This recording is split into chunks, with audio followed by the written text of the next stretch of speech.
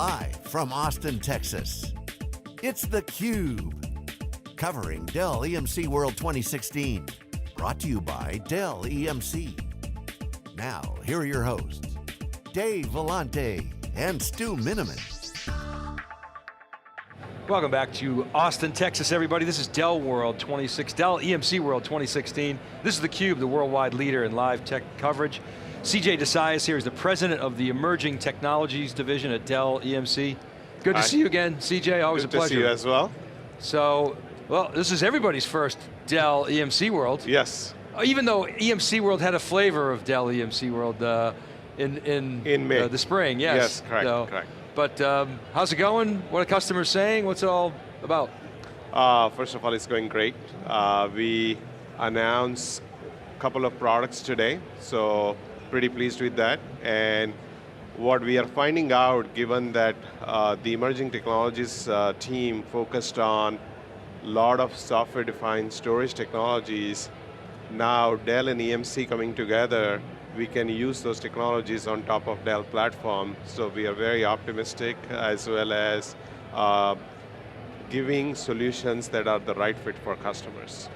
So, refresh our memory on the portfolio. Obviously Isilon, DSSD, Scale IO's in there. ECS. ECS. Yes, right? and then we also have a team EMC code, and I'm sure you'll be speaking to Josh later on. So, CJ, so we've been hearing a lot from EMC. We've been talking about flash for many years. Earlier this year, EMC, called it the year of flash. So in your portfolio, you've got block, you've got file, you've got object. Now you've got a lot of flash options, and all flash options. Maybe if you can walk us through a little bit, kind of the impact architecturally on those various components. Yeah, so let me start with our biggest announcement today. So we announced Isilon Nitro. So we pre-announced it at EMC World in May, and today at Dell EMC World, we really announced it. And the thing that we have seen with Isilon is that unstructured data growth doesn't seem to be slowing down. That's for real. I mean, we thought, okay, it was spiking a few years ago, and maybe does it slow down, but it has not slowed down. And the customers who love Isilon platform, scale out NAS, said, hey, you guys do a great job at a capacity tier.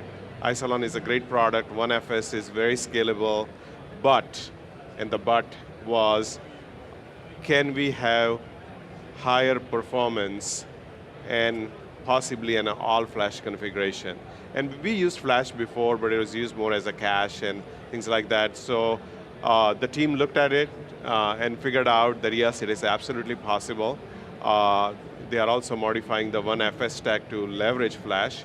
And we believe whether it's the EDA industry, whether it's media and entertainment, or healthcare industry, they would be able to, which are all big Isilon customers, they would be able to take advantage of flash and be able to maybe run applications on it and have very high throughput. So what we announced today is Nitro is the code name for Isilon, all flash configuration. We are taking orders this quarter, pre-orders, because there is a lot of demand from customers. They love this whole idea of all flash Isilon. And in 4 nodes, you can get 250,000 IOPS and 15 gigabytes per second. But the biggest thing is it can scale up to 400 nodes. So you can go from 924 terabytes in 4 nodes all the way to 92.4 petabytes. So this is unprecedented for Isilon. Very excited. Customers are excited in EDA space as well as in media and entertainment space. We will release the product somewhere in the middle of next year, but we are already working on the beta program this quarter, asking customers to try it out. So that's one I do want to address because you asked around file, block, and object. Scale IO, it's a great high-performance software-defined storage product. The acquisition was done, I want to say 3 years ago approximately. And what we did is customers, when they evaluate Scale IO, you can download it from emc.com or put it on any type of server. But now, with Dell PowerEdge server and Scale IO software, we have ready nodes, and this can be consumed easily. You can, again, Scale IO is also scale out like Isilon, so we love that. and it also has an all-flash configuration. CJ, just I think one of the things people don't understand about Scale I/O is that when they look at the categorizations, it's software-defined storage, it's also hyper-converged infrastructure, Correct. and it can be in either of those configurations. I can have an all-storage configuration, or I can have kind of compute and storage together. You know, what do you see from customers? I mean, my understanding is you've got some really big customers doing some really big deployments, which kind of blow away what most people think about when they think of either SDS or HCI. Exactly, so I would say our journey started, and we were very particular on this journey on Scale I/O. When our journey started, it was financial services, service providers, types of customers who looked at Scale I/O, said, okay, this can support bare metal, this can support many hypervisors, you know, VMware and others, and it supports Docker containers and other things as well. And they said, hey, let me start with tier 2 workloads in test and dev, and I want to be able to scale out because Scale I/O can scale up to thousands of nodes. And some of our large telco service provider customers, Stu, went to Amazon EBS and few others, looked at the performance and flexibility they have, tried Scale I/O, and used Scale I/O for on-prem configuration. So on the category-wise, I'll tell you that we are seeing maximum demand in large financial services, in large telcos, in service providers, and we have seen half and half, so some customers say, I want to use it as a software-defined storage layer. So like what you were saying, it's in a 2-tier, server and storage separate. And there are some customers who are using it in hyper-converged fashion as well. We are seeing customers in Japan, some very large ones use it for OpenStack. So because it's flexibility with operating systems and hypervisors is doing really well. I hope that answers your question. It does. It's a nice bridge, actually, everything from kind of small scale to data center scale. Yeah. And even I can start with kind of solving some of my storage issues, and then solve some of my just infrastructure issues overall. And Stu, what we see is, of course, you know, VMware is everywhere and we are very proud of it, but customers may be experimenting with something else. They may be looking at Hyper-V or whatever the case might be, and they say, okay, this is a great solution that allows me to scale and I can run mission critical workloads. So we have customers who are running internal cloud services on Scale I/O because they scale out, you keep on adding nodes, it rebalances really well.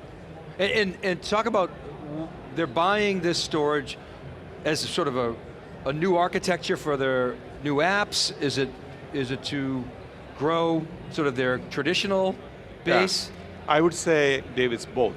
So in some cases, we see very clearly, I have a huge ESX farm, and this thing spans to hundreds of nodes. There is no cluster size limitation, so this works great. In other cases, what we find is, I'm running Cassandra, I'm running MongoDB, I want to use containers platform, and persistent storage problem on that container platform is only sold by Scale I/O. So they are like, this is great, we have certified it, our core team has done a lot of work with Scale I/O. So overall, in what EMC called it and IDC called it, a platform 3 workloads, we find that Scale I/O is a perfect fit. Okay. How about DSSD? Maybe you could give us the update there. Yes, so DSSD has now been in the market for 2 quarters. We certified, first of all, Oracle, so for high performance data warehouse analytics, not at a transactional level, but more on the analytics side. We currently blew away performance benchmark numbers on SAS. So we find that SAS and DSSD is a great fit.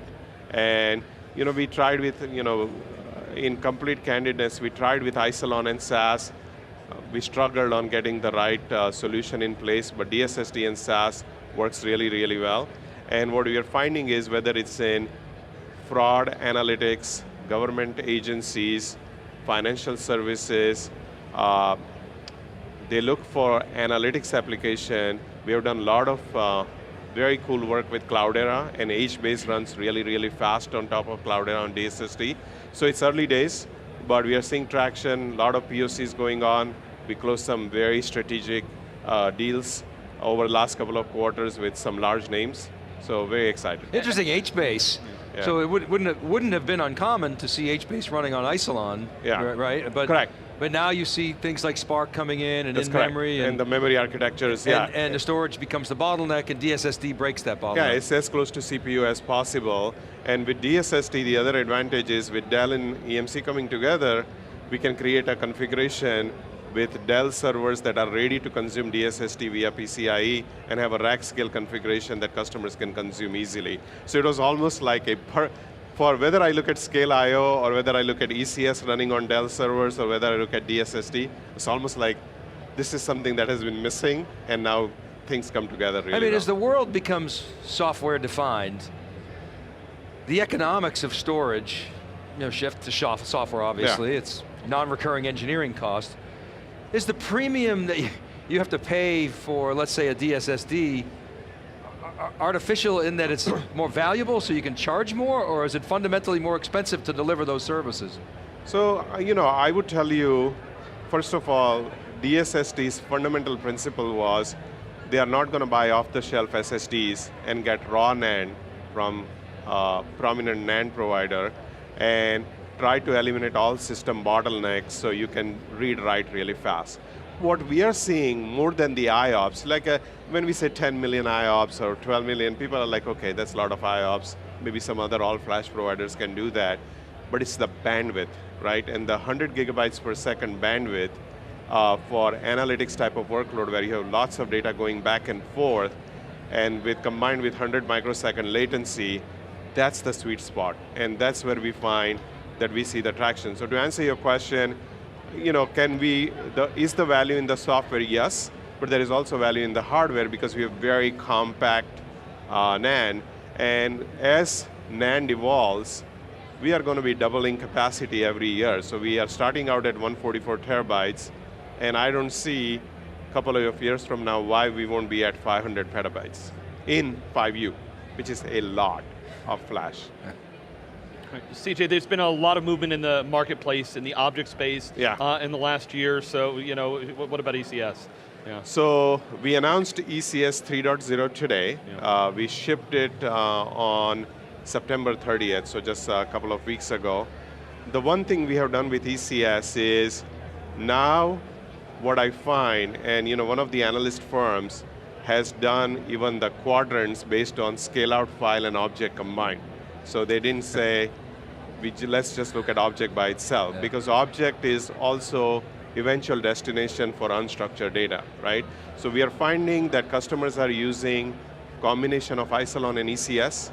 We signed some really nice strategic deals last quarter, where from Isilon, they were using Isilon as a performance tier, and then tier the data out via cloud pools to ECS. Very powerful solution. We are the only ones who can do that. Yes, you can tier to other cloud providers, but customers in regulated industries like that control. So that's first. Second is, when I want to use modern applications using S3 or Swift and other protocols, ECS is a good fit. We are seeing slowly customers say, okay, I am a media and entertainment client. I have lots and lots of unstructured data. I want geo-replication. ECS is amazing for that. And the last thing I want to add is, we announced ECS 3.0. We added a lot of compliance features. We have a lot of loyal Centera customers who can then migrate easily to ECS. But in addition to that, very dense configuration where you can use it for tape replacement. So ECS D series that we announced, in one rack, it is 6.2 petabytes. So it's a very, very dense configuration. CJ, is there any connection between what you do with ECS and the storage cloud that VirtuStream has? Yeah, so thank you. That's a great question. It would be amiss. So two things we are doing with VirtuStream. One is that VirtuStream Storage as a Service uses ECS. That's how they store all the data, whether it's coming from our VMAX, Cloud Boost, Cloud Pools, all of those technologies pump data into VirtuStream Cloud. But we also announced with ECS 3.0 a managed offering for ECS, because you get a lot of efficiencies when you are 3 data center for ECS, and if customers don't have facilities, they have 2 data centers or they are maxed out on the floor, then they can use virtual streams, dedicated ECS service, so that they can get maximum advantage. Yeah, in the competitive landscape, I look at, IBM has, CleverSafe, in SoftLayer now, Oracle has their storage cloud. Yeah. How do you feel you stack up compared to those guys? So I would say on features, functions, looking at the flexibility of the software, performance, I feel pretty good about it. We have a very competitive solution. As you know, that the stack was written from scratch, and some of the mistakes the team had made in the past, they were able to correct it. We have very large deployments of ECS now. One of our public references is Verizon, who is using public-facing cloud services using ECS. So even though ECS just shipped a couple of years ago, I feel very good about where ECS is going. You mentioned ECS as a tape replacement, potentially. How were you able to make it cost competitive with tape? So ECS, in general, is very cost competitive because when we compete with ECS, customers are evaluating maybe a public cloud object option. So in general, it's a competitive solution. And in the tape, what we find is customers, and I was just with a very large EDA customer, when they, using Iron Mountain and others, when they send off the tapes, when they need something, it's very logistically inconvenient which tape to get back. It's a very reliable technology, but which tapes to get back, how to do that. So price point wise, we are very, very competitive as far as tapes are concerned. Yeah, right, I mean, they're not using tape to, you hope you never have to restore it. Yeah, but you have to for regulatory reasons. But sometimes you do. Okay, I wanted to ask you, CJ, when Michael was on stage this morning, he showed the Dell Technologies portfolio. There were 7 companies there, and he made the statement that it allows us to act like, even with our large company, we can behave like a startup. We can be agile. And it's interesting because you had some companies like RSA up there, and I don't necessarily think of RSA as an agile company, but I do think of your division as an agile division. Yeah. So it must have been interesting for you to see that and say, well, in many respects, you're like the startup division. Yeah. You get products, we've talked about this before, to maturity, like you did with Extreme IO. Yeah, all scale IO, ECS. And then you hand them off to Guy, go. Yeah. He takes them, then you jump an S curve, and is that an accurate description of the role of your organization?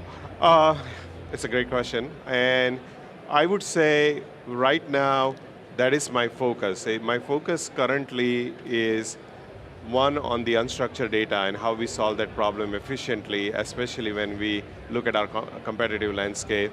But make no mistake, when we look at this incubation projects, even Scale.io was an incubation project. ECS was brandly new written when I took over that division, and DSST was pre-alpha stage. So to answer your question, yes, that's the goal. The goal is make the businesses at a certain scale.